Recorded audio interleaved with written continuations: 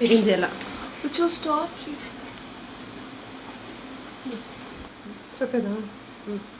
கடலை எண்ணெய் ஊற்றிக்கணும், பட்டை லவங்கம் போட்டுக்கணும். போட்டுக்கிட்டு ஆனியன், பெரிய வெங்காயம்,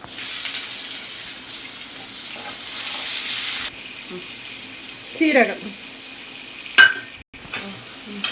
இஞ்சி பூண்டு பேஸ்ட் கொஞ்சம் வதக்கினதுக்கப்புறமா தக்காளி, கொத்தமல்லி, கருவேப்பிலை,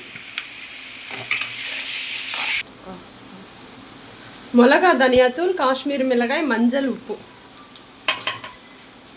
ப்ரிப்பேர் பண்ணியிருக்கிற இப்போ நம்ம ப்ரிப்பேர் பண்ணியிருக்க மசாலா இது வந்து சீரகம், சோம்பு, மல்லி, மிளகு இதெல்லாம் போட்டு வறுத்து பொடி பண்ணி வச்சுருக்கிற மசாலா. நம்ம எப்பவுமே வீட்டிலேயே தான் மசாலா ப்ரிப்பேர் பண்ணுவோம். அது கொஞ்சம் இதுலேயே நம்ம மட்டன் போட்டு கொஞ்சம் வறுத்துக்கணும்.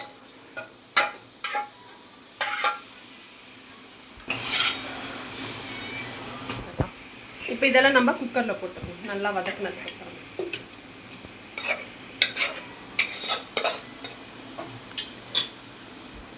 நம்ம இதில் தேங்காய், முந்திரி, கசகசா போட்டு வடித்து வடை கட்டினா தேங்காய் பால் ஊற்றிக்கலாம்.